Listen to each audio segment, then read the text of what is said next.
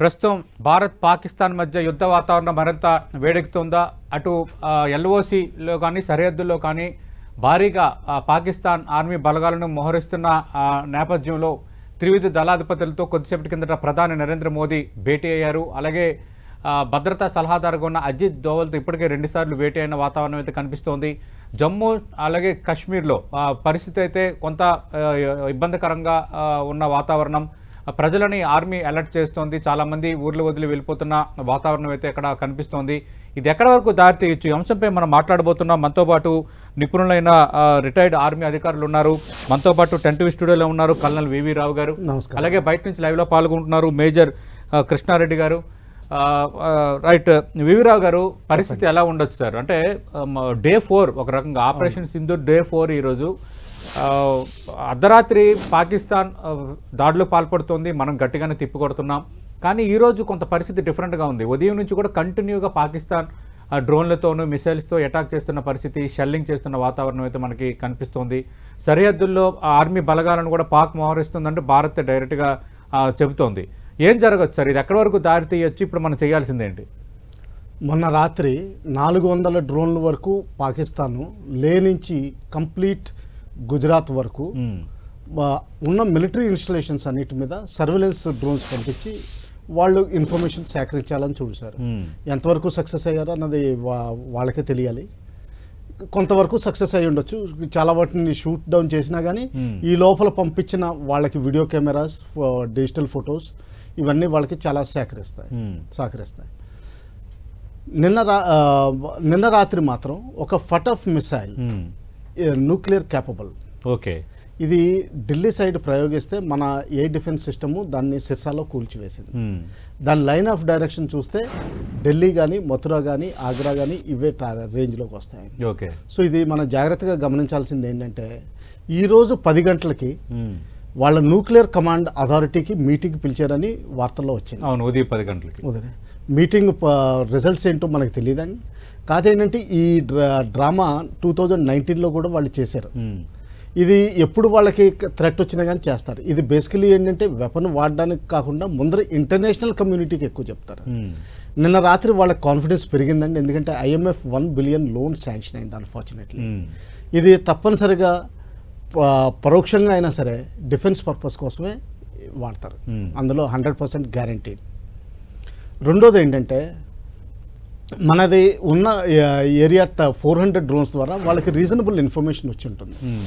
So దానివల్ల ఏంటంటే ఈ మిసైల్స్ ఫైర్ చేయడం, especially Srinagar, Jammu air fields. శ్రీనగర్లో ఏంటంటే ఎయిర్ ఫీల్డ్, సివిల్ ఎయిర్పోర్టు, మన ఎయిర్ ఫోర్స్ ఎయిర్ ఫీల్డ్ కలిపే ఉంటాయి. ఓ చివరిని ఉంటుంది సివిల్ ఎయిర్ ఫీల్డ్, మిగతాదంతా ఎయిర్ ఫోర్స్ చేతుల్లో ఉంటుంది. దానివల్ల ఏంటంటే వాళ్ళ ఉద్దేశం సివిల్ ఎయిర్పోర్ట్ కాకుండా మెయిన్లీ ఎయిర్ ఫోర్స్ స్టేషన్. 1971లో కూడా ఇలాగే చేశారు. అక్కడ ఉన్న మన రెడార్స్ ఉన్నాయి, మన వెపన్ టెక్నాలజీస్ ఉన్నాయి, వాటిని కౌంటర్ కూడా చేయడం జరిగింది. అక్కడ ఉన్న స్క్వాడ్స్ ఇవన్నీ కూడా ఫైట్ చేయడానికి తయారుగా ఉన్నాయి. మీకు గుర్తుపెట్టాలంటే లాస్ట్ టైం అభినందన్ టేకాఫ్ అయిన ఎయిర్ ఫీల్డ్ శ్రీనగర్. ఓకే, ఆ విధంగా వాళ్ళు దాన్ని టార్గెట్ చేయాలని చూస్తున్నారు. జమ్మూ కాశ్మీర్ ప్రస్తుతం యూనియన్ టెరిటరీలో ఉన్న 2 active air field Jammu and ఇది కూడా మిలిటరీ లొకేషన్స్ తోటి కోలొకేటెడ్. అంటే ఏంటంటే వీళ్ళు బేసికలీ దాన్ని ఆపరేషనలైజ్ వేరే సంగతి అండి. కాకపోతే ఏంటంటే మిలిటరీ ఇన్స్టలేషన్ మీద ఫైట్ చేసినట్టు, ఎయిర్ ఫోర్స్ ఇన్స్టలేషన్ మీద ఫైట్ చేస్తున్నట్టు మనం లెక్క పెట్టుకోవాలి. ఓకే, ఇంకా కొన్ని ఎయిర్ స్ట్రిప్స్ ఉన్నాయంటే రజౌరి, వీటిలో ఇవన్నీ కచ్చా ఎయిర్ స్ట్రిప్స్ అండి. అంటే ప్రాపర్ ఎయిర్ ఫీల్డ్స్ కాదు, ఎమర్జెన్సీలో కొంతవరకు వాడుకోవడానికి వాటిని కూడా డ్యామేజ్ చేయాలని చూస్తున్నారు. అవైతే వీళ్ళ ఆర్టిలరీ రేంజ్లో వస్తాయండి. ఎందుకంటే ఆర్టిలరీ రేంజ్ వాళ్ళకి 30 కిలోమీటర్స్ వరకు ఉంది. LC దగ్గర జనరల్గా కొండల వెనకాల వీళ్ళు ఆర్టిలరీ గన్స్ డిప్లాయ్ చేయొచ్చు. అంటే 8 to 10 కిలోమీటర్స్ వరకు రావచ్చు. ఈవెన్ కొన్ని చోట్ల అయితే 4 కిలోమీటర్స్ వరకు దగ్గరికి రావచ్చు. అంటే వీటిని అన్నింటినీ ఇంపాక్ట్ చేయొచ్చు. వీటిని అన్నింటినీ 100% ఇంపాక్ట్ చేస్తున్నట్టు వస్తుంది. ఎందుకంటే స్టేట్ గవర్నమెంట్ అఫీషియల్ కూడా ఒకళ్ళు రజౌరీలో పోవడం జరిగింది ఈరోజు. అలాగే కొన్ని సివిలియన్ క్యాజువాలిటీస్ లాస్ట్ 3 డేస్లో పూంచ్, మేందర్, నౌషరా ఏరియాస్లో సెక్టర్స్లో జరిగిందండి. సో అంటే ఏంటంటే బేసికలీ మనం ఇప్పుడు వరకు అర్థం చేసుకోవాల్సింది ఏంటంటే జమ్మూ అండ్ శ్రీనగర్ సెక్టర్ 100% వాళ్ళు యాక్టివేట్ చేయాలని చూస్తున్నారు. రెస్ట్ ఆఫ్ ఇండియా అంటే జమ్మూ కింద అమృత్సర్ వరకు ఏదైతే వాళ్ళ కీలకమో అది కూడా చేయాలని చూస్తున్నారు. ఎందుకంటే ఈ ప్రాంతంలో రవి బియాస్ నదుల నుంచి వెళ్ళే వాటర్స్ పాకిస్తాన్ ఎంటర్ అవుతాయి. అలాగే ఇక్కడ చాలా కెనాల్ సిస్టమ్స్ ఉన్నాయి.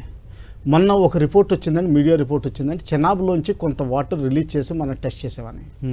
ఆ రిలీజ్ చేయడం వల్ల ఏమవుతుందంటే వాళ్ళ ట్యాంకులు ఈ టైప్కి రావడం చాలా కష్టం అవుతుంది. ఓకే, అందుకని సర్వేలెన్స్ వాళ్ళు చేస్తున్నట్టు ఎక్కడ టార్గెట్ చేస్తారనేది డౌట్ఫుల్, వాళ్ళకే వదిలేయాలి. కాకపోతే న్యూక్లియర్ థ్రెట్ అనేది అంటే ఇది ఒక విధంగా న్యూక్లియర్ థ్రెట్ మనకు కూడా చెప్తున్నారనమాట అండి. మేము అవసరమైతే న్యూక్లియర్ బాంబు వాడతామని. ఓకే, అది ఢిల్లీకి ఒక మిసైల్ ఫైర్ చేయడం వల్ల ఢిల్లీని టార్గెట్ కింద మేము చేస్తామని వాళ్ళు మనల్ని భయపెడుతున్నారు విపరీతంగా. ఇది ఎంతవరకు జరుగుతుంది, మనమైతే ఇంటర్డిక్ట్ చేయగలుగుతాం, వాళ్ళు రాలేరు. మనం ఆల్రెడీ లాహోర్ ఇంకో లాహోర్, రావల్పిండి, సయాల్కోట్ కాకుండా ఇంకో 4 ఎయిర్ డిఫెన్స్ సిస్టమ్స్ని నిర్వీర్యం చేశాం. సో మన ఎయిర్ ఫోర్స్ ఇప్పటి వరకు వాళ్ళ ఏరియాకి వెళ్ళలేదు, కానీ ఎప్పుడైనా సరే హార్డ్ టాస్క్ ఇస్తే మనం కంప్లీట్ చేయడానికి రెడీగా ఉన్నాం. అలాగే వెస్టర్న్ ఫ్లీట్ అంతా కరాచీ దగ్గర రెడీగా ఉంది. ఇండియన్ ఆర్మీ ఎల్సీ మీద తయారుగా ఉంది. ఆల్రెడీ డీటెయిల్ జవాబు ఇస్తున్నాం. సో మనం ఆ విధంగా కాన్ఫిడెంట్గా ఉండొచ్చని మనం మంచి డీటెయిల్ జవాబు ఇస్తాం. రైట్. కృష్ణారెడ్డి గారు, ఏం జరగబోతోంది సార్?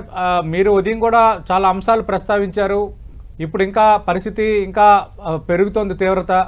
కొద్దిసేపటి కిందటే శ్రీనగర్ ఎయిర్పోర్ట్ పైన మరోసారి డ్రోన్లతో దాడికి పాకిస్తాన్ ప్రయత్నం చేసింది. అలాగే ఢిల్లీ టార్గెట్గా ఇందాక వివి రావు గారు చెప్పినట్టుగా ఢిల్లీ టార్గెట్గా క్షిపణి ప్రయోగం చేస్తే దాన్ని మనం విజయవంతంగా అడ్డుకున్న వాతావరణం. అవునండి, నేను మార్నింగే మీకు చెప్పాను, షాహీన్ ఢిల్లీ డైరెక్షన్ లోనే వచ్చింది, దాన్ని నిర్వీర్యం చేశామని కూడా చెప్పడం జరిగింది. అండ్ నేను మీకు నేషనల్ ఇంటర్నేషనల్ ఛానల్స్ ఏమున్నాయో ఏం చెప్పినా చెప్పకపోయినా నేను మార్నింగ్ మీకు క్లియర్ ఇండికేషన్ ఇచ్చాను. అండ్ జమ్మూ అండ్ కాశ్మీర్ లో చాలా క్లిష్ట పరిస్థితి ఉంది, అక్కడ చాలా అటాక్స్ జరుగుతున్నాయి.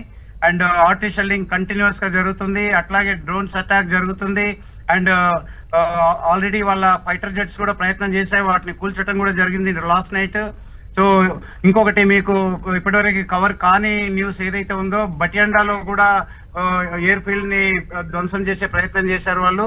కొంత డ్యామేజ్ జరిగినట్టు కూడా మనకి ఇన్ఫర్మేషన్ ఉంది. బట్ అక్కడ ఒకటి ప్రాణహాని అంటే కొంచెం క్యాజువాలిటీస్ కూడా వచ్చినట్టు ఇన్ఫర్మేషన్ ఉంది.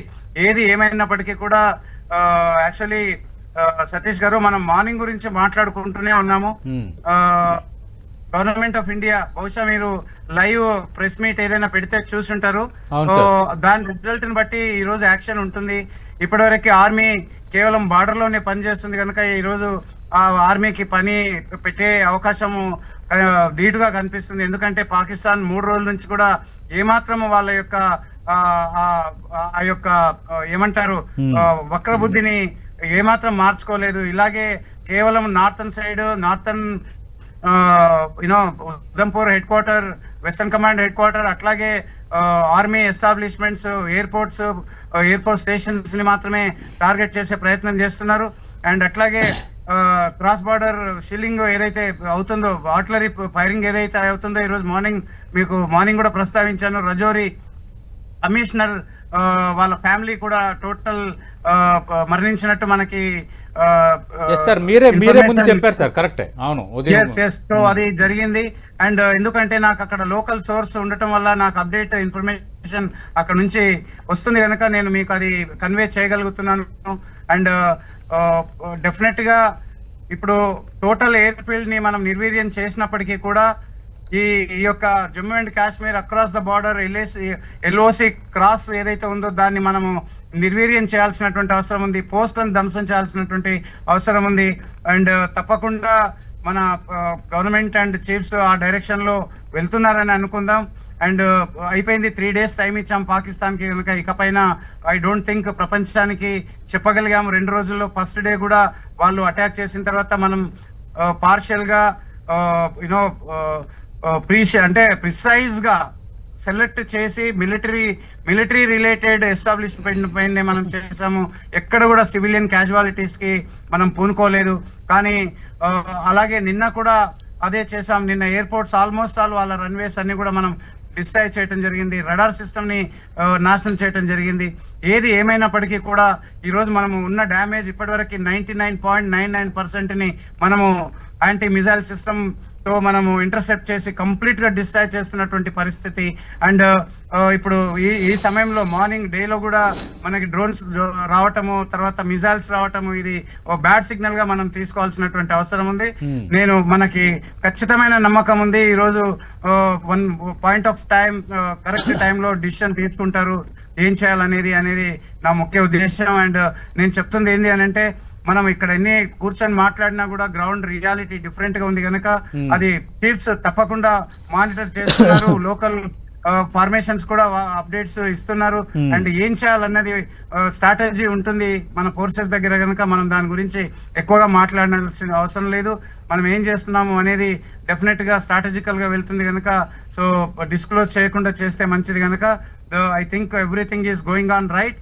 అండ్ మనం ప్రతి మిసైల్ ని salute to all defence forces, active గా ప్రతి మిసైల్ ని మనము ఎయిర్ డిఫెన్స్ కానివ్వండి, మన S-400 కానివ్వండి, అట్లాగే ఇజ్రాయెల్ నుంచి తీసుకొచ్చినటువంటి మతాబ్ 8 కూడా కానివ్వండి, ఇవన్నీ కూడా రియల్లీ వర్కింగ్ సో వెల్.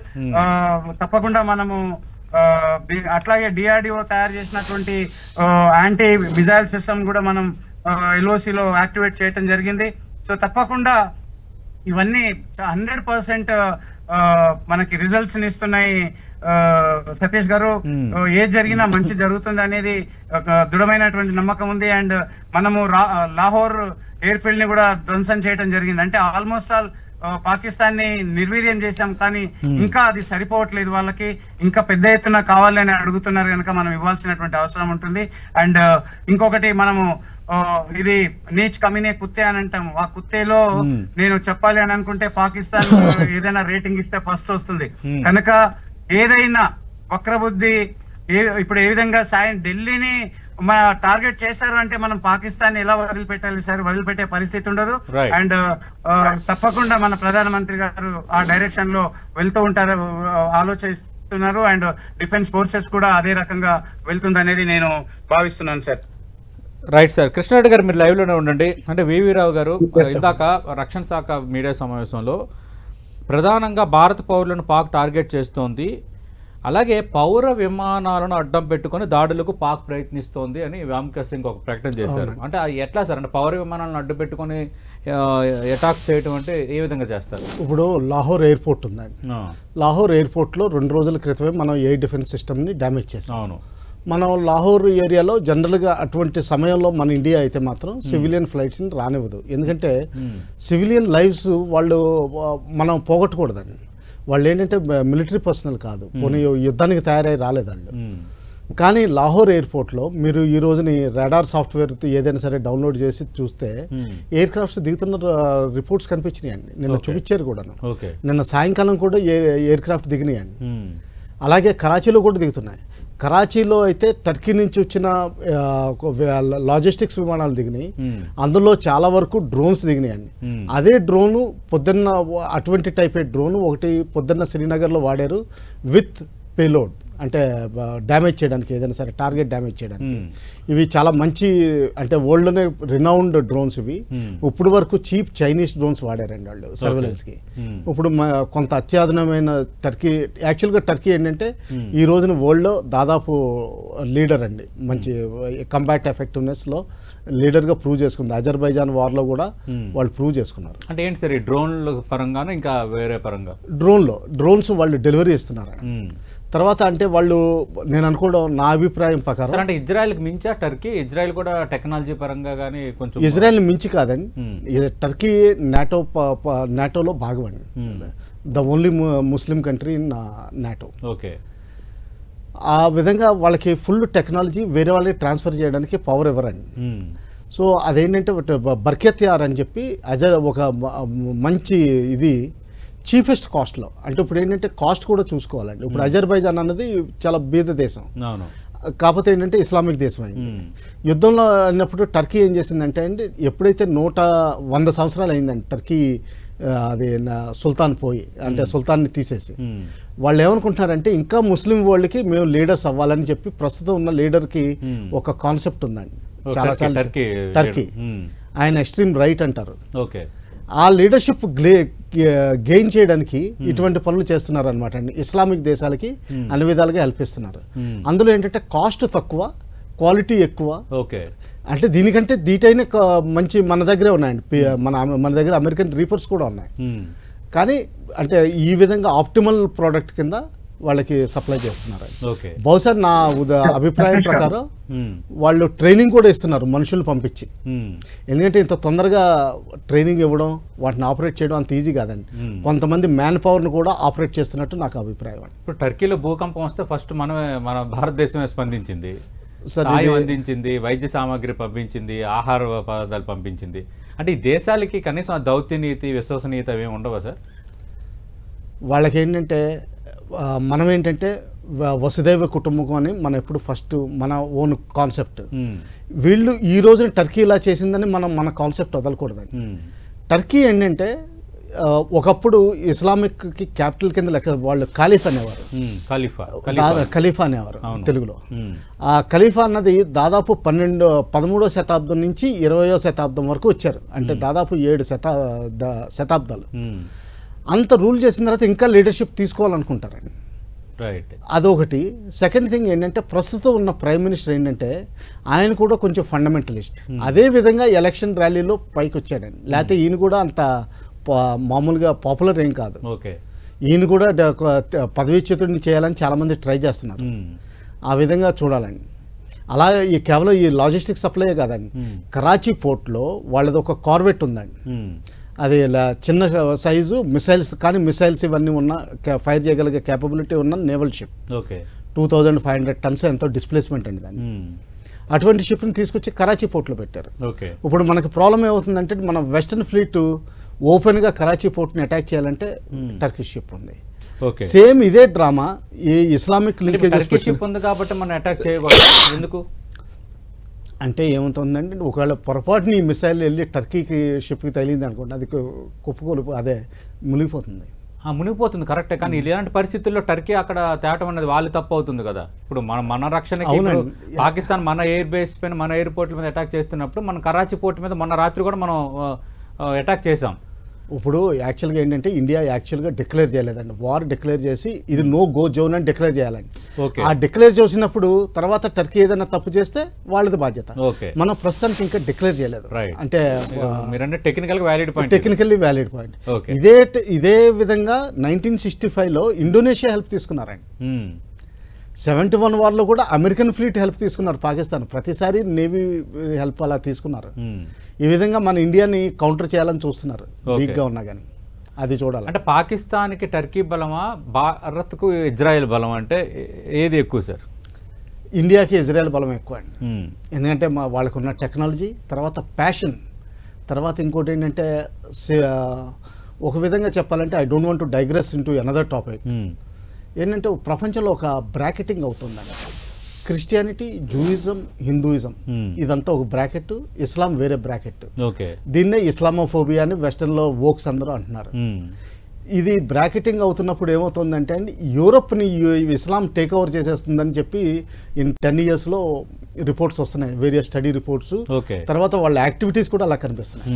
నేను డైగ్రెస్ అవ్వదలుచుకోలేదు. ఇది ఒక బ్రాకెటింగ్ అవుతుంది. లేదు చెప్పచ్చు సార్, ఇది చాలా అంటే చాలా వ్యాలిడ్ పాయింట్ అండి. ఇది ఫ్యూచర్ చాలా మాట్లాడుతుంది. ఇంటర్నేషనల్ రిలేషన్స్ ఎవరు ఎటువైపు ఉన్నారు, ఎందుకు అసలు టర్కీ వాళ్ళకి మద్దతు ఇస్తుంది, ఇజ్రాయెల్ మనతో ఉండడం ఎంతవరకు మనకు ఇప్పుడు ఏమైందంటే చాలా కీలకం ఈ సందర్భంలో. ఇప్పుడు ఏమైందంటే హమాస్ పాకిస్తాన్ వచ్చారు, ఎల్ఈటి హెడ్ క్వార్టర్స్కి వెళ్ళారు, రిపోర్ట్స్ వచ్చినాయి, కొన్ని ఫోటోగ్రాఫ్స్ కూడా పబ్లిష్ అయినాయి. క్లారిటీ లేదండి అందులో, కానీ 100% మీటింగ్ అయినట్టు మాత్రం గ్యారంటీ.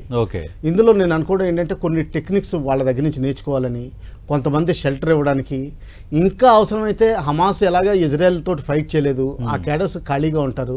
ఇప్పుడు ఇండియాకి వచ్చి కాశ్మీర్ తోటి మాకు ఫైట్ చేయండి అని చెప్పి I won't be surprised if tomorrow A Hamas cadre is caught in Kashmir. అంతవరకు వెళ్తుంది. సెకండ్ థింగ్ ఏంటంటే ఈ రివరైన్ ఫ్రంట్ ఏదైతే ఉందో కాశ్మీర్, అమృత్సర్ నుంచి జమ్మూ వరకు, అక్కడ సాఫ్ట్ సాయిల్ ఉంటుందండి. తవ్వడం, టనల్స్ తవ్వడం ఈజీ. మనకి ఫెన్సింగ్ ఉంది. ఆ ఫెన్సింగ్ కొంచెం రివర్ టెరైన్ ఒడుకుదొడుకులకి తట్టుకోవాల్సి ఉంటుంది. అలా కాకుండా టనల్స్ తవ్వుతారండి అక్కడ. ఈ టనల్స్ తవ్వడంలో హమాస్ చాలా దిట్ట. వాటిని మేనేజ్ చేయడం, వాటిని రీఇన్ఫోర్స్ చేయడం, అందులో వేరియస్ ఫెసిలిటీస్ పెట్టడం, వాటర్ రాకుండా, ఎందుకంటే ఇజ్రాయెల్ ఏం చేసిందంటే అందులో వాటర్ రిలీజ్ చేసేది, ఫ్లడ్డింగ్ చేసేది. ఇప్పుడు మనం కూడా ఒకవేళ టన్నెల్ ఏదైనా దొరికితే ఫ్లడ్డింగే చేస్తాం. దానికి కౌంటర్గా ఎలా చేయాలన్నది బహుశా హమాస్ నుంచి ట్రైనింగ్ తీసుకుంటున్నట్టు నా అభిప్రాయం అండి. చాలా అంటే 100% ఎల్ఈటి హమాస్ కలిసిపోయినట్టే మనం లెక్క పెట్టుకోవాలి. యాక్చువల్గా ఇదేంటంటే ఎల్ఈటి ద రెసిస్టెన్స్ ఫ్రంట్ అంటున్నా కానీ ఇంటర్నేషనల్ టెర్రరిస్ట్ ఆర్గనైజేషన్ అండి, నాట్ ఓన్లీ అగెన్స్ట్ కాశ్మీర్. ఇది మనం గమనించాల్సిన విషయం. మరి అంత తెలిసి అంత ఎల్ఈటిని అంతగా పాకిస్తాన్ పెంచి పోషిస్తుంటే ఈ అమెరికా కానీ G7 దేశాలు కానీ మీరిద్దరు మాట్లాడుకోవాలి, మీరిద్దరు సమన్వయం పాటించాలంటూ ఎంతవరకు కరెక్ట్? ఎందుకంటే దాడి చేసింది వాళ్ళు, అమాయకులను పట్టణ పెట్టుకుంది వాళ్ళు చేసిన చర్యకి మనం రెస్పాండ్ అయ్యాం, వాళ్ళు చేస్తున్న కవింపు చర్యలకు మనం రెస్పాండ్ అవుతున్నాం. కానీ మీరిద్దరు మాట్లాడుకొని G7 దేశాలు అంటాయి, అమెరికా అంటుంది. Is it right? అంటే ఇండైరెక్ట్గా పాకిస్తాన్కి వీళ్ళు సపోర్ట్ చేస్తున్నట్ట. పాకిస్తాన్ అంత ఉగ్రవాదాన్ని పెంచి పోషిస్తున్నప్పుడు, అంతర్జాతీయ ఉగ్రవాదిగా పేరొందిన మసూద్ అజార్తో పాటు అందరికి ఆశ్రయం ఇస్తున్నప్పుడు భారత్ స్థావరాలపై దాడి చేస్తే ఆ టెర్రరిస్టుల అంత్యక్రియల్లోనే పాకిస్తాన్ ఆర్మీ పాల్గొని అధికార లాంఛనాలతో వాళ్ళకి అంత్యక్రియలు చేసినప్పుడు ఇంత బాహాటంగా ఇంత బహిరంగంగా పాకిస్తాన్ ఈ చర్యలకు పాల్పడుతున్నా వీళ్ళెందుకు చూసి చూడనట్టుగా వ్యవహరిస్తున్నట్టు? వాళ్ళు కూడా థ్రెట్టే కదా. అవునండి, రెండు కారణాలు ఉన్నాయి. ఫస్ట్ కారణం ఏంటంటే దీన్ని హిపోక్రసీ అంటారు ఇంగ్లీష్లో. తెలుగులో ఎగ్జాక్ట్లీ ఏ టర్మ్ వాడతారో నాకు ఐడియా లేదు. అంటే ఏంటంటే చెప్పేది ఒకటి, అసలు మైండ్లో ఉన్నది ఒకటి. అంటే పబ్లిక్ ఏంటంటే నేను శాంతి కాముకుని ఇలా మాట్లాడుతూ ఉంటాను. సో ఆ విధంగా ఏంటంటే ఇంటర్నేషనల్ కమ్యూనిటీ వేదికలపై చాలా అందరూ మాట్లాడతారు, ఉగ్రవాదాన్ని అంతర్జాతీయంగా నిర్మూలిద్దాం, మనందరం కట్టుబడదాం, ఇవే వస్తాయి పత్రికల్లో మరుసటి రోజు. కానీ సీన్ కట్ చేస్తే ఇలాంటివి ఏది జరిగినా అంత ఉగ్రవాదాన్ని పెంచి పోషిస్తున్న పాకిస్తాన్ విషయంలో చూసి చూడనట్టుగా వ్యవహరిస్తుండడం అర్థం కావట్లేదు. అంతర్జాతీయంగా దేశాలు అదొక పబ్లిక్ ఫ్రంట్. కానీ ఇంటర్నల్గా చూస్తే మనకి అమెరికా ఫుల్ గో ఇచ్చినట్టే లెక్క. ఎందుకంటే వాళ్ళు క్లారిటీ తోటి చెప్తున్నారు, టెర్రరిజాన్ని అంతమొందించాలని చెప్తున్నారు. అంటే ఏంటంటే మనం అది అర్థం చేసుకోవాల్సిన విషయం ఉందండి. ఒకసారి ఏమవుతుందంటే అండి, మన భారతదేశం చాలా స్ట్రాంగ్ దేశం, population wise we are so strong. మిగతా టెక్నాలజీ వీటిల్లో కూడా దాదాపు మ్యాచ్ అవుతున్నాం ఇప్పుడు, ఒకప్పుడు కాకపోయినా కానీ. ఇప్పుడు మనం ఏం చేయాలంటే ఇండిపెండెంట్ డెసిషన్స్ తీసుకోవాలండి. వేరే వాళ్ళు ఏదో అనుకుంటున్నారు, పక్కన వాళ్ళు ఏదో సలహా ఇస్తున్నారని వాళ్ళని పట్టి ఆలోచించగలం. మనకి నచ్చిందా చేయడం. ఇజ్రాయెల్ అలా చేస్తుందండి, అమెరికాని కూడా ఖాతరు చేయదు. ఒకప్పుడు కొన్ని జోకింగ్గా అమెరికన్ సెనేటర్స్ అంటారు అమెరికాకి మెయిన్ ఎనిమీ ఇజ్రాయెల్ అంటారు. టెక్నాలజీ ట్రాన్స్ఫర్ దగ్గర నుంచి మాట వినిపించుకోకపోవడం. ఎందుకంటే మిగతా దేశాలన్నీ వినిపించుకోవచ్చు, ఇజ్రాయెల్ వినిపించుకోదు. అలాగనమాట. అంటే ఇజ్రాయెల్ సహకారం 100% భారత్ ఉంటుందండి. చాలా మీడియా రిపోర్ట్స్ ప్రకారం PGM ఎమ్యునిషన్కి వీటికి చాలా వరకు హెల్ప్ ఇచ్చారు. అలాగే కమ్యూనికేషన్స్లో కూడా వాళ్ళ చాలా బాగున్నాయని చాలా హెల్ప్ చేస్తున్నట్టు అనుకోవచ్చు. కొంతవరకు ఎమ్యునిషన్ సప్లై ఇదంతా అడ్వైజరీ కూడా వాళ్ళు ఇవ్వచ్చు. అంటే మనం ఐరన్ డోమ్ చూసాం, అది బాగా ప్రపంచంలో ప్రాచుర్యం పొందింది. ఇజ్రాయెల్ ఐరన్ డోమ్ ను భారత్ కు ఇప్పుడున్న పరిస్థితుల్లో ఇచ్చే అవకాశం ఏమైనా ఉంటుందా? ఉందండి. ఆల్రెడీ లాస్ట్ 14 రోజుల నుంచి వాళ్ళు పనిచేస్తున్నట్టు రిపోర్ట్స్ వచ్చినాయండి మీడియాలో, శ్రీనగర్లో ఎస్పెషల్లీ. దానికి ఒక పేరు కూడా మోడీ గారు ఇచ్చారండి, ఆకాష్ తీర్. ఆకాష్ అన్నది యాక్చువల్లీ DRDO తయారు చేసిన మిసైల్. మనం ఆకాష్ తీర్ అని పెట్టాం ఈ సిస్టమ్ కి. ఐరన్ డోమ్ కి ఆకాష్ తీర్ అని పెట్టినట్టు, అంటే ఫార్మల్ గా దీనికి అనౌన్స్మెంట్ అవ్వలేదు, కానీ నా అభిప్రాయం ప్రకారం దానికి ఆకాష్ తీర్ అని పెడతారండి. అంటే ఒకవేళ ఏదైనా మిసైల్ వస్తే దానికి తిరుగుడు ఐరన్ డోమ్ లాగా చేయడం ఆకాష్ తీర్. అంటే ఇప్పుడైతే S-400 తిప్పికొడుతుంది. S-400 మనం ఓవర్ ప్లే చేస్తున్నామండి. S-400 ప్రతి చిన్న టార్గెట్కి వాడాం. దానికంటే కింద L-70 గన్స్ ఉన్నాయి, వేరియస్ గన్స్ ఉన్నాయి, వాటికి రెడార్స్ ఉన్నాయి, ఇండియన్ మేడ్ రెడార్స్ ఉన్నాయి. దానిపైన మ్యాన్ మేడ్ పోర్టబుల్ మిసైల్స్ ఉన్నాయండి. రష్యా నుంచి లేటెస్ట్ వర్జన్ అంటే ఇగ్లా M1 మోడల్ అని చెప్పి ఆ మోడల్ తీసుకొచ్చాం. ఇది 5 కిలోమీటర్స్ ఇన్ఫెంట్రీ సోల్జర్ ఎక్కడ ఏది లేని సపోర్ట్ లేకుండా కూడా ఫైర్ చేసి విమానాన్ని కూల్చే క్షమత ఉంది మనకి. అది హోమ్ చేస్తుందండి, అంటే హీట్ని క్యాప్చర్ చేసి ఇంకా విమానాన్ని లాక్ చేసి దాన్ని వెంటబడుతుంది. ఒకవేళ అది ముందరికి కదిలినా కానీ స్పీడ్ తోటి ముందరికి కదిలినా దాన్ని లాక్ అయిపోతుంది. అటువంటి మిసైల్స్ ఉన్నాయి. ఇంకా ఆకాశ్ మిసైల్ ఉంది, మన డిఆర్డిఓ డెవలప్ చేసిన మిసైల్ అగ్ని ఉంది. అలాగే చాలా సర్ఫేస్ టు ఎయిర్ మిసైల్స్ వేరే రకం పినాక రాకెట్ అండి, అది రాకెట్. అది యాక్చువల్ గా గ్రౌండ్ టు గ్రౌండ్ అండి, అది బై ఎయిర్ చేయదు, గ్రౌండ్ టు గ్రౌండ్ అండి. యూరోప్ నుంచి తీసుకొచ్చిన మనకి హ్యామర్ కూడా ఉందండి, ఆల్రెడీ హ్యామర్ వాడుతున్నాం అండి. సో ఈ విధంగా మనకి S-400 ఏంటంటే top of the notch, only air craft కి జనరల్ గా సీరియస్ టార్గెట్స్ కి వాడతాం. అది గుర్తుపెట్టుకోవాలండి, అది చాలా కాస్ట్లీ. తర్వాత రష్యాకి మనకి ఇవ్వడానికి అమెరికా చాలా ఒప్పుకోలేదండి, చాలా కష్టాలు పెట్టింది రష్యాని. అలాగే మన ఇండియా మీద కూడా ప్రెషర్ తీసుకొచ్చింది, నువ్వు కొనకూడదని. S-400 ఆల్టర్నేటివ్ గా మీకు ఒక తక్కువ రకం ఇస్తామని కూడా చెప్పింది, కానీ మనం ముందరికి వెళ్ళామని. అదే టాప్ ఆఫ్ ది నాచ్. అందరూ మనోహర్ పారికర్ ని సందర్భంగా గుర్తు చేసుకుంటున్నారు. మనోహర్ పారికర్ రక్షణ మంత్రిగా ఉన్నప్పుడే రష్యాని ఒప్పించడంలోనూ అమెరికా రష్యాని ప్రెజర్ పెడుతున్నా, అమెరికా భారత్ పై ప్రెజర్ పెడుతున్నా కొంచెం గట్టిగా దౌత్యం చేసి ఆ డీల్ S-400 డీల్ కుదర్చడంలో కీలక పాత్ర పోషించారు మాజీ రక్షణ మంత్రి. అవునండి, ఈ S-400 అంటే కేవలం మిసైలే కాదండి, ఇందులో రెడార్ ఉంటుంది. ఆ రెడార్ అన్నది లాంగ్ రేంజ్ నుంచి, అంటే కంప్లీట్ పాకిస్తాన్ దాటేసి మనం ఇరాన్ కజకిస్తాన్ కిర్గిస్తాన్ ఇవన్నీ కూడా మానిటర్ చేయొచ్చండి. అక్కడి నుంచి మానిటర్ చేసి ట్రాకింగ్ చేస్తా 250 కిలోమీటర్స్ వరకు ఈ మిసైల్ని మనం వాడచ్చు. అక్కడే దాన్ని లాక్ అయిపోయి దాన్ని 100% డౌన్ చేసేంత వరకు ఊరుకోదండి అటువంటి అడ్వాన్స్డ్ మిసైల్. మనకున్న మిగతా వెపన్ సిస్టమ్స్ కూడా ఇలాగే చాలా కాంప్లికేటెడ్ సిస్టమ్స్ అండి, అంటే సింపుల్ ఏదో మ్యాన్ ప్యాడ్ మిసైల్ లాగా సింపుల్ కాదు. ఇంతకీ కాకుండా ఈ చిన్న డ్రోన్స్ ఉన్నాయి చూసారా, చైనీస్ డ్రోన్స్, లో హైట్ లో వచ్చేవి, వీటిని మామూలుగా మనం LMG అంటే ఏకైక రోల్ అంటాం మేము, లైట్ మెషిన్ గన్ను. దీన్ని ఏం చేస్తామంటే ట్రైపాడ్ మీద పెడతాం, ట్రైపాడ్ మీద పెట్టి దాని మీద ఫైర్ చేస్తామండి. దాన్ని విజిబుల్ ట్రాకింగ్ లో పెట్టి జవాను మామూలు తన అందాజా తోటి ఫైర్ చేస్తారు. అంత దూరం వెళ్తా సార్ LMG తో కొడితే అంత దూరం ట్రైపాడ్ మీద పెట్టిన తర్వాత 2 కిలోమీటర్ల ఎఫెక్టివ్నెస్ వస్తుందండి. 2 కిలోమీటర్లు. ఓకే, మరి కొంచెం అవి హైట్ కు వస్తే ఇబ్బంది కదా. బర్స్ట్ వస్తుంది కదండి. బర్స్ట్ అంటే ఏమవుతుందంటే అండి, ఒక వైడ్ ఏరియాలో బుల్లెట్స్ ఫైర్ అయిపోతాయి, మీకు బెల్ట్ ఆఫ్ ఫైర్ అని వస్తుంది. దాదాపు 100 మీటర్స్ బై 50 మీటర్స్ బెల్ట్ వస్తుంది, అందులో ఉన్నది ఏదైనా సరే అది హిట్ చేస్తుంది, తగిలిన స్పాట్ తగిలిన. అంటే ఇప్పుడు ఈజీ ఎగ్జాంపుల్ చెప్పాలంటే మన 12 బోర్ వెపన్ ఉంటుందండి, మన వేటాడడానికి వాడతారు. అందులో ఏంటంటే చిన్న ఎర్ర రౌండ్ వస్తుంది, అందులో చిన్న చిన్న సైకిల్ బాల్స్ లాగా ఉంటాయి, అది లోకల్ విలేజెస్ కూడా వాడతారు. అది బుల్లెట్ లాగా ఉండదు, అది పేలినప్పుడు ఆ ఏరియాలో 1 మీటర్ ఏరియాలో ఉన్న బర్డ్స్ కానీ యానిమల్ కానీ హిట్ అయిపోతుంది. ఆ కాన్సెప్ట్ అర్థం చేసుకోండి, ఇది అర్థం అవుతుంది. ఇది మన జవాన్స్ ఎంత ట్రైన్డ్ అంటే ఇన్ఫెంట్రీ జవాన్స్ కూడా ఇలా ఫైర్ చేస్తారండి డ్రోన్స్ మీద. ఇప్పుడు వాళ్ళకు కూడా మనకు కూడా కొన్ని డ్రోన్స్ వచ్చినాయండి. సో ఆ విధంగా అందరూ సుశిక్షతో ఐడెంటిఫై చేయగలుగుతారు. నైట్ టైం బహుశా దానికి ట్రాకింగ్ సిస్టమ్స్ ఇది ఉంటుంది, దానికి కూడా మనం విరుగుడు కనిపెట్టామండి. కొన్ని ట్రేసర్ రౌండ్స్ అని ఉంటాయి, ప్రతి 5 రౌండ్లకి ఒక ట్రేసర్ రౌండ్ పెట్టి లోడింగ్ చేస్తామండి బెల్ట్, ఆ బెల్ట్ ఫైర్ చేస్తామండి.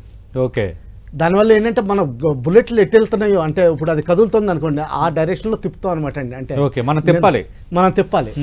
సో ఏంటంటే అది తెలిసిపోతుంది. యాక్చువల్గా మీరు ఫొటోస్ లో అది వీడియోస్ లో చూస్తున్నది లగాతార్ స్ట్రీమ్ కింద వెళ్తున్నాయి చూసారా, అవి యాక్చువల్ గా అవి ట్రేసర్ రౌండ్స్ అండి. ఇప్పుడు అంటే ఆ ఫ్లైట్ ఎటు వెళ్తుంటే ఏదో ఒక దగ్గర స్పార్క్ అనేది తగులుతుంది. అవునండి, అది. సో చాలా ఎఫెక్టివ్. కేవలం S-400 అనేది టాప్ నాచ్ అండి, ఐప్యాడ్ లాంటిది ఫోన్లో. అయితే ఇప్పుడు S-400 మనం ఎక్కువగా విరివిగా ఉపయోగిస్తున్నాం అంటున్నారు కదా, అంటే అంత వాడలేమండి. మీరు అన్నట్టుగా మిగతా ఏర్పాట్లు కూడా ఉన్నాయి. ఓకే, వాళ్ళకి క్రెడిట్ ఇవ్వాలండి. రైట్. అంటే ఇప్పుడున్న పరిస్థితుల్లో ఆల్రెడీ అమెరికా విదేశాంగ మంత్రి అలాగే కార్యదర్శి ఇద్దరు కూడా ఈరోజు ఇరు దేశాల విదేశాంగ మంత్రులతో మాట్లాడారు. అలాగే పాక్ ఆర్మీ చీఫ్తో కూడా అమెరికా విదేశాంగ కార్యదర్శి మాట్లాడినట్టుగా మనం వార్తలు చూసాం. అయితే పాకిస్తాన్ చేసిన ప్రయత్నం ఏంటంటే భారత్ తగ్గితే మేము తగ్గుతామని అన్నారు. మరి ఇప్పుడు మనం తగ్గాలా, లేదంటే మీరు ఇందాక అన్నట్టుగా మనం ఇండిపెండెంట్గా పోవడమే మంచిదా? 2 విధాలుగా ఆలోచించాలి. ఒకటి ఏంటంటే పాకిస్తాన్ ఏ మాత్రం తన ఒపీనియన్ యాటిట్యూడ్ వాళ్ళు చేసే పనులు మార్చుకుంటే మనకేం ప్రాబ్లం లేదు, వెంటనే తగ్గిపోవచ్చు. ఓకే, ఒకవేళ ఏ మాత్రం యాటిట్యూడ్ తగ్గకుండా ఉంటే మాత్రం మన ఇండిపెండెంట్ స్టాండ్స్ తీసుకోవాలి. ఎంతవరకు వెళ్ళినా కానీ మన స్టాండ్స్ తీసుకోవాలి, మన ఇండిపెండెంట్ ప్రొజెక్షన్ చేసుకోవాలి. యాక్చువల్లీ నన్ను అడిగితే ఏంటంటే ఇది ఒక మామూలుగా మన అంటే ఫోర్స్ అంటే మన దేశానికి ప్రొజెక్షన్ కూడా. ఓకే, అంటే మనం ఇండిపెండెంట్గా స్వతంత్రంగా బతకగలుగుతున్నామా, లేకపోతే ఎవరో ఏదో చెప్తే వాళ్ళు భయపెట్టేస్తే అంతకుముందు 71 వార్లో అమెరికన్ 7th ఫ్లీట్ వచ్చిందని చెప్పి మనం యుద్ధం తొందరకులు వచ్చేసాం. అది ఓకే.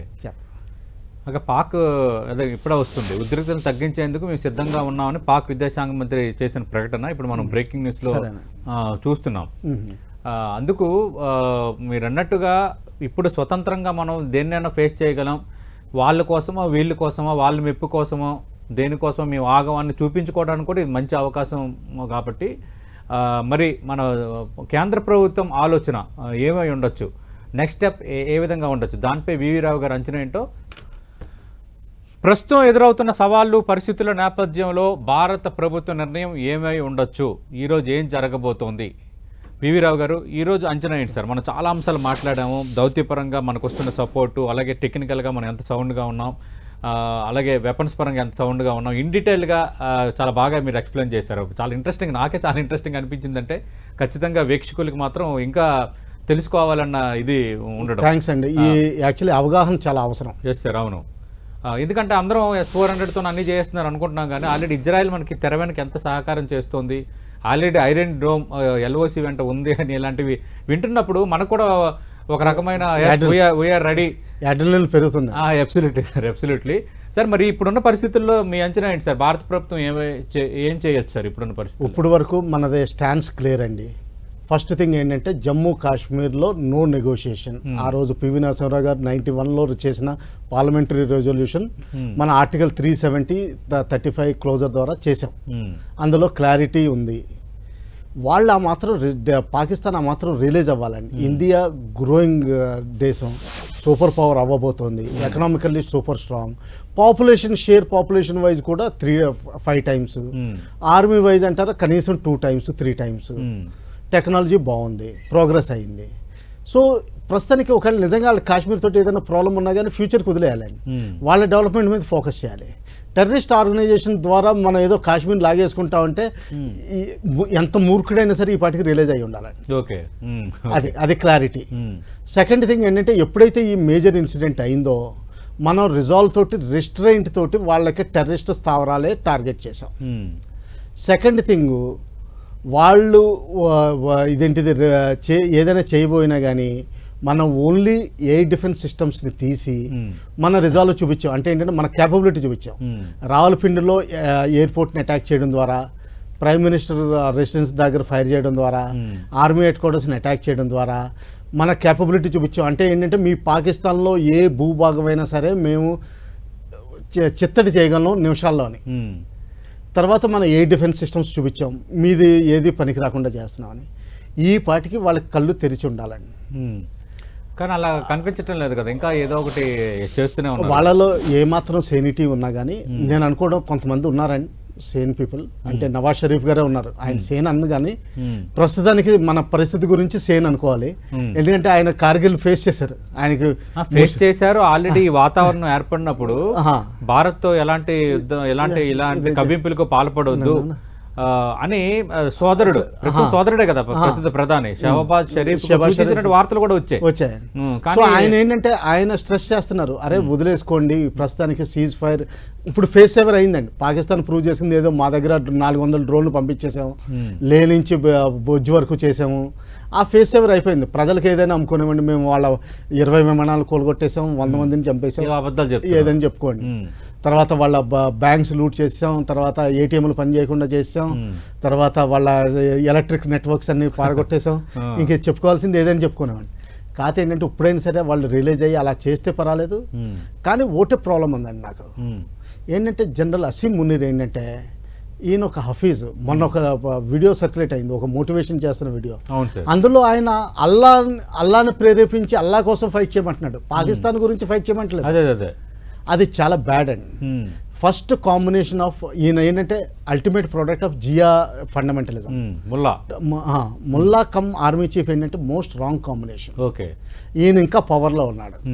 ఈయన ఉండేంత వరకు నాకు అనిపిస్తుంది ఏంటంటే ఫ్యూచర్లో కూడా చాలా ఇప్పుడు ఈరోజు ఏదైనా సీజ్ ఫైర్ అయినా కానీ మళ్ళీ ఇంకో నెలలో ఇంకోటి ఏదో మొదలవుతుందని నా భయం. ఓకే, ఈరోజు కాకపోతే రైట్, అది చూసుకోవాలి. ఓకే, అది కృష్ణారెడ్డి గారు, ప్రస్తుత పరిణామాల నేపథ్యంలో భారత్ ప్రభుత్వం ప్లాన్ ఏమై ఉండొచ్చు సార్? ఇప్పుడు ఏం జరగచ్చు, ఏం చేయొచ్చు? ఈ రోజు మనం ఎక్స్పెక్ట్ చేయాల్సింది ఏంటి? కర్నల్ రావు గారు మీకు క్షుణ్ణంగా చక్కగా అన్ని విషయాలు చెప్పారు సతీష్ గారు. Yes sir, yes sir. ఈ రోజు మనకి ఫైనల్ ఆప్షన్ ఏముంది అని అంటే పాకిస్తాన్ ని ఎక్స్క్యూజ్ చేద్దామా లేకపోతే క్యారీ ఆన్ చేద్దామా. ఆ క్యారీ ఆన్ చేస్తే ఎలా చేద్దాము అనేది చాలా ఇంపార్టెంట్. ఈ రోజు మనం ఏమి డిస్క్లోజ్ చేయనక్కర్లేదు. డిసిషన్ అయితే డెఫినెట్లీ మనం చూస్తున్నాం. నార్థన్ సైడ్ ఏ విధంగా విరుచుకుపడుతుంది పాకిస్తాన్, ఏ విధంగా డ్రోన్స్ పంపిస్తుంది, ఏ విధంగా మన మిలిటరీ ఎస్టాబ్లిష్మెంట్ ని నాశనం చేయడానికి ప్రయత్నం చేస్తుంది, మనం చూస్తూనే ఉన్నాం. డెఫినెట్ గా ఏదైతే క్రాస్ బార్డర్ ఈ ఫైరింగ్ ఏదైతే ఉందో, ఆర్టిలరీ షిల్లింగ్ ఏదైతే ఉందో అది చాలా సీరియస్ గా ఉంది సార్. మనం ఎక్స్పెక్ట్ చేయనంత సీరియస్ గా ఉంది. అక్కడ సివిలియన్స్ కి ఉండెడ్ అవుతున్నారు, క్యాజువాలిటీస్ అవుతున్నాయి, ఇళ్ళు డ్యామేజ్ అవుతున్నాయి, అక్కడ ఉండే వెహికల్స్ డ్యామేజ్ అవుతున్నాయి. అండ్ దాని target March 10 to 15 kilometres range వరకు వెళ్తున్నారు. నేను నిన్న నైట్ లో నేను మీకు చెప్పే ప్రయత్నం చేశాను. వాళ్ళు లైట్ మిషన్ గన్ వాడితే మనం మీడియం మిషన్ గన్ వాడాలి. మనం మీడియం మిషన్ గన్ వాళ్ళు వాడితే మనం ఇంకా ట్యాంక్ వాడాల్సి ఉంటది. సో ఈ విధంగా మనము అప్గ్రేడ్ అవ్వకపోతే వాళ్ళు మనల్ని ఇలాగే ఆడుకుంటారు సార్, ఇలాగే చేస్తారు. డెఫినెట్ గా మన ఏదైతే మన లీడర్షిప్ ఉందో, రైట్ లీడర్షిప్ ఉంది. వాళ్ళు తప్పకుండా డిసిషన్ తీసుకుంటారు. ఏదో ఒక మంచి డిసిషన్ అయితే ఈ రోజు తీసుకుంటారు అనేది నా దృఢమైనటువంటి నమ్మకము. మనము ఒకటి ఏంటి అని అంటే మన సోల్జర్స్ కి ఒక హై మొరాల్ కోసం మనం ప్రే చేద్దాం. అండ్ వాళ్ళ బెస్ట్ వాళ్ళని విష్ చేద్దాం. వాళ్ళని let them come with safe and victorious this thing. ఆ విధంగా వచ్చేందుకు మనము ప్రే చేద్దాం. అండ్ నాకైతే అనిపిస్తుంది ఫుల్ టైం వార్ ప్రకటిస్తారు అనేది అనిపిస్తుంది సార్. ఫుల్ టైం వార్ ప్రకటించటం వల్ల మనం మార్నింగ్ మాట్లాడుకున్నాం, మన బార్డర్ నుండి ఇంటర్నేషనల్ బార్డర్ క్రాస్ అవ్వటానికైనా లేదా వాళ్ళ టెరిటరీకి వెళ్ళాలి అన్నా కూడా మనకి అది అనౌన్స్మెంట్ అవ్వాలి. అందుకని మనం ఇప్పటి వరకు మన దగ్గర ఉండే ఈ అటాక్స్ చేశాము. ఈ రోజు వరకు మన వాళ్ళు ఒక అబ్డక్షన్ అయింది, లేకపోతే ఎవరినైనా పట్టుకున్నారు, లేకపోతే ఏదైనా కూల్చారు అనేది ఫేక్ న్యూస్ తప్ప ఇప్పటి వరకు ఎలాంటిది కూడా లేదు. సో 99% మనము 99.9% అని అంటాను. ఏదైనా 0.1% ఏదైనా ఉంటే సివిలియన్ క్యాజువాలిటీస్ అట్లాంటిది సోల్జర్ షిల్లింగ్ ద్వారా ఒకరిద్దరు చనిపోవటం వల్ల నిన్ననే మనకు తెలుసు అనంతపూర్ ఆంధ్రప్రదేశ్ నుండి మన నాయక్ అనే అబ్బాయి, అగ్నివీర్ అబ్బాయి చనిపోయాడు. అగ్నివీర్ అబ్బాయి అతనికి యాక్చువల్లీ మనం శ్రద్ధాంజలి ఘటించాలి. దేశం కోసం పోరాడి ప్రాణాలు వదిలాడు. అండ్ ఒకటి ఏంటి అని అంటే ఈ సందర్భంగా ఇప్పుడు అగ్నివీర్ చనిపోయాడు. అగ్నివీర్ ఒక మెడికల్ లో కానీ ఒక బెనిఫిట్ లో కానీ దేంట్లో లేడండి. సో వీళ్ళని ఈ 4 సంవత్సరాలు వాడుకొని పంపించే కంటే వీళ్ళని అగ్నివీరులని కంటిన్యూ చేయాలి, రెగ్యులర్ ఆర్మీ కింద తీసుకోవాలి. ఆర్మీలో పెన్షన్ అనే కాన్సెప్ట్ ని ఏదైతే ఉందో క్యాన్సిల్ చేద్దాం అనేది మంచి పద్ధతి కాదు. ఇప్పుడు మోడీ గారు ప్రత్యక్షంగా పరోక్షంగా చూస్తున్నారు ఆర్మ్డ్ ఫోర్సెస్ సపోర్ట్ ఏంటో, -డిగ్రీలో ఎలా వాళ్ళ లైఫ్ ని లీడ్ చేస్తున్నారు. అంటే వార్ కంటే కూడా వాతావరణ పరిస్థితులతో వార్ చేయాల్సి ఉంటుంది. మీరు పక్కకే కూర్చున్నటువంటి మీకు రావు సాబ్ కూడా దీనిపైన మీకు క్లియర్ డీటెయిల్స్ ఇచ్చేటటువంటి అవకాశం ఉంటుంది. సో మేము ఏదైతే వార్ ఏదైతే ఉందో మా లీడర్షిప్ ఇన్స్ట్రక్షన్స్ పైన మేము చేస్తాం, కానీ ఈ వాతావరణాన్ని ఎదుర్కోవటానికి మేము పడేటటువంటి వార్ ఏదైతే ఉందో దట్ ఈస్ వెరీ క్రిటికల్ అండి. అది ప్రైమరీ అయితే సెకండరీ వార్ అవుతుంది మాకు. సో ఇట్లాంటిది ఫేస్ చేసి 4 సంవత్సరాల్లో ఇట్లా ఒక రౌండ్ తఫ్రీ అంటారు, దాని ఏమంటారు, మ్యారేజ్ తర్వాత హనీమూన్ టైప్ లో వాళ్ళని పంపించి మేము ఇచ్చేస్తాం అది చేస్తాం అనేది మనం ఐ డోంట్ థింక్. అండ్ ఏది ఏమైనా అగ్నివీర్ గురించి మాట్లాడటం ఇది రైట్ టైం కాదు. Let the Agniveers and every soldier fight for victory of India. తర్వాత వచ్చిన తర్వాత దానిపైన మనం మోడీ గారితో మనం రిక్వెస్ట్ చేద్దాం, ఎలా ఏదైతే బాగుంటది, ఎక్కడైనా కూడా ఆర్మీలో లెసన్స్ లెర్న్ ఉంటుంది, ఆ లెసన్ లెర్న్ ని ఎలా ముందుకు తీసుకెళ్లాలి అనేది ఉంటుంది. అండ్ మనం ఇంకా 2 రోజులు బేర్ చేద్దాం. ఎన్ని రోజులు బేర్ చేసాం, లాస్ట్ 3 days నుంచి 3 days అయింది మనం ఆపరేషన్ లాంచ్ చేసి. సింధూర్ ఇది ఈ రోజు 4వ రోజు, ఆపరేషన్ సింధూర్ 4వ రోజు. 4వ రోజు ఎలాంటి డిసిషన్స్ ఉంటాయి, ఎలా వెళ్తాం అనేది మనం డిస్క్లోజ్ చేయకుండానే ఆ పని చేస్తే బాగుంటుంది అనేది ఉద్దేశం. ఎందుకంటే నాకున్న సమాచారం తెలుసు మీకు, ఇక్కడ ఏం జరుగుతుంది అనేది, నేషనల్ ఇంటర్నేషనల్ మనం ఏం మాట్లాడుకుంటున్నాం అనేది వెళ్తూనే ఉంది. అండ్ సమ్ టైమ్స్ మీరు చూస్తున్నారు ఎంత fake news across the world పంపిస్తున్నారు పాకిస్తానీస్. ఇప్పటి వరకు మనని ఒక్క ఎంట్రుక కూడా పీకలేదు, రేపు కూడా పీకలేరు అనే ఉద్దేశం. అంటే మీరు బ్యాడ్ గా మాట్లాడుతున్నారని అనుకోకండి దయచేసి. వాళ్ళు చేస్తున్నటువంటి ఇది క్రోధం, ఇది ఏదైతే ఉందో, ఇది ఒక ఎక్సైట్మెంట్, ఒక బాధ, ఒక పెయిన్. వాట్ అంటే ఏంది అని అంటే, రీజన్ ఉందా అండి పాకిస్తాన్ మన పైన కాలు దూవటానికి? ఏదైనా అసలు ఏమంటారు అంటే గడ్డి పోరాడుతున్నట్టు ఉంది ఇప్పుడు. కరెక్ట్, అదే చర్యకు పాల్పడింది వాళ్ళు ప్రేరేపిత ఉగ్రవాదులు. దానికి మనం రిటర్టేషన్ ఇస్తే దాన్ని మనం అందుకనే మోడీ గారు ఎంత వక్రబుద్ధి, అసలు అది దేశమేనా అనిపిస్తుంది అసలు. లేదు మోడీ గారు కానీ మన ఫోర్సెస్ కానీ, ఫోర్సెస్ హెడ్స్ కానీ, ఆల్ చీఫ్స్ కానీ వెరీ సిస్టమేటిక్ గా, ప్లాన్డ్ గా, ప్రిసైజ్ గా వెళ్తున్నారు. సో మనం ఎలాంటి డ్యామేజ్, ఎలాంటి ఈ రోజు వరకు కూడా ఎలాంటి క్యాజువాలిటీని మనం తీసుకురాలేదు. That is the greatness of Indian democracy, greatness of the will of the Indian leadership. So ఈ రోజు వార్ లో విన్ అవ్వాలన్నా గెలవాలన్నా ఇది ఓన్లీ పొలిటికల్ విల్ అండి. పొలిటికల్ విల్ ఈ రోజు నరేంద్ర మోడీ గారు ఉన్నారు, ఇది సక్సెస్ఫుల్ అవ్వాలని కోరుకుంటున్నాను. రైట్ టైంలో రైట్ డిసిషన్ వాళ్ళు ఇస్తారు అండ్ తీసుకుంటారు. మనము అంటే నేను సమ్ టైమ్ మీకు నైట్ 11 o'clock ఈ రోజు ఈవినింగ్ మన ఏదైతే డిబేట్ ఉంటుందో ఆ డిబేట్ లో మీకు డిస్క్లోజ్ చేసే ప్రయత్నం చేస్తాను. ఎట్ దిస్ మూమెంట్ నేను ఏం చేయబోతున్నారని ఏం చెప్పినా కూడా తప్పు అవుతుంది. So let the government, Indian government take the decision sir.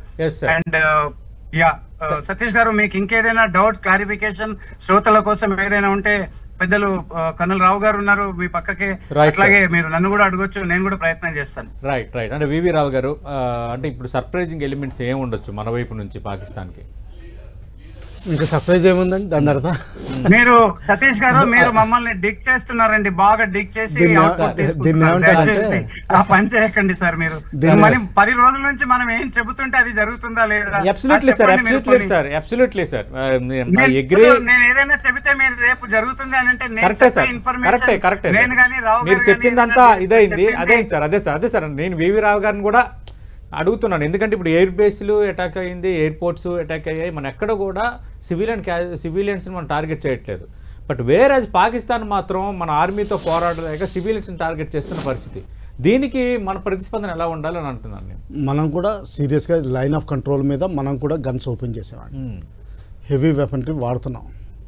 కానీ ఎయిర్ ఫోర్స్ మాత్రం లైన్ ఆఫ్ కంట్రోల్ కానీ ఇంటర్నేషనల్ బోర్డర్ కానీ దాటలేదు ఇప్పుడు వరకు. అలాగే నేవీ కూడా వాళ్ళ ఎక్స్క్లూజివ్ ఎకనామిక్ జోన్లో కూడా వెళ్ళలేదు, అంటే 200 kilometers దూరంలోనే ఉన్నారు ఇంకా. సో ఆ విధంగా మనం ఇంకా రెస్ట్రైంట్ చూపిస్తున్నాం, ఇంకా లాంగ్ రోప్ ఇస్తున్నాం. వాళ్ళు ఈ పాటికన్నా అర్థం చేసుకుంటారమ్మా. ఎందుకంటే వాళ్ళకి మాత్రం అర్థం కావాలి, న్యూక్లియర్ వెపన్ వాడినంత మాత్రాన ఇండియా రేపు ఆగిపోదు. మనకి దెబ్బ తీసుకునే క్షమత చాలా. పదే న్యూక్లియర్ వెపన్ వాడేస్తాము, 130 మా దగ్గర ఉన్న ఆయన పదే బెదిరిస్తుంది కదా. అంటే ఏం చూసుకోండి సార్ వాళ్ళు, ఇది అంటే మనకు లేవా? మనం కూడా అణ్వాస్త్ర దేశమే కదా. 100 drones 1000 drones పంపించి ఏం పీక్కోలేదు. వాడు బాలిస్టిక్ మిసైల్ నిన్న పంపించి ఏం చేయలేదు, ఏం చేసుకోలేదు. ఇకపైన ఏం చేస్తాడు సార్ మీరు చెప్పండి? ఓకే సార్, బార్డర్ లో ఉన్న గన్ ఫైరింగ్ తప్ప ఏమి చేయలేడు. మీరు రాసి పెట్టుకోండి. ఈ రోజు ఎందుకు అంటే ఆ ఎల్ఓసి దగ్గర ఉండటం వల్ల వాడు ఎక్విప్మెంట్ అంతా కూడా అక్కడ దగ్గరగా పెట్టుకొని మొత్తం మనల్ని డిస్ట్రాయ్ చేసే ప్రయత్నం చేస్తున్నాడు. కానీ అంత సీన్ లేదు. ఒక్కసారి ఆర్డర్ ఇవ్వమనండి, let the Pinaka work on the ground. ఇక ఎట్లా ఉంటుందో చూడమనండి. నేను చెప్పేశాను, ఒక చిన్న ఇంటూ మీకు ఇచ్చేసాను ఇప్పుడు. ఓకే, ఇప్పుడు డిఆర్డిఓలో మన దగ్గర ఉండే వెపనరీ సిస్టమ్ మనం ఇంకా ఓపెన్ చేయలేదు సార్. ఓపెన్ చేస్తే నేను చెప్తున్నాను కదా, పైనుంచి ఎయిర్ ఫోర్స్, అటు నుంచి నేవీ, ఇటు నుంచి ఆర్మీ వెళ్తే పాకిస్తాన్ మళ్ళీ చెప్తున్నాను కదా చిత్తు మొక్క కూడా మలవదు ఇంకా. ఓకే, వాడు ఏదైనా దుస్సాహసం, మీరు అన్నారు ఈ రోజు మార్నింగ్ మీటింగ్ పెట్టుకున్నారు ఏదో చేయబోతున్నారు అని అంటే, వాడిది ఈవెన్ న్యూక్లియర్ బాంబు వేయటానికి వచ్చి ఫెయిల్ అయినా, వాడి టెరిటరీలో పడినా కూడా మనం వాడిని వదిలిపెట్టము. ముక్కలు నేను మార్నింగే చెప్పాను, చీపురుతో కొట్టినా కూడా ఆ ముక్కలు దగ్గరికి రాకూడదు. అలాంటి ముక్కలు పాకిస్తాన్ చేసేటటువంటి పరిస్థితి ఇండియాకి పాకిస్తానే ఇస్తుంది, మనం తెచ్చుకోవట్లేదు అనేది నేను ఈ సందర్భంగా చెప్తున్నాను. ఇక ఒకటి well being of the soldiers, అదొక్కటి తప్ప మిగతా వరి ఏమీ లేదు. ఎందుకంటే దిస్ ఇస్ ఏమంటాము, మ్యూచువల్ ఏదైతే ఉందో డ్యామేజ్ జరుగుతుంది, దీన్ని లాటరల్ డ్యామేజ్ అంటాము. ఇట్లాంటిది జరిగే అవకాశం ఉంది కనుక దానికి మనం రెడీగా ఉండి ముందుకు వెళ్తే బాగుంటుంది అనేది నా ఉద్దేశం. రైట్, థ్యాంక్ యూ కృష్ణారెడ్డి గారు.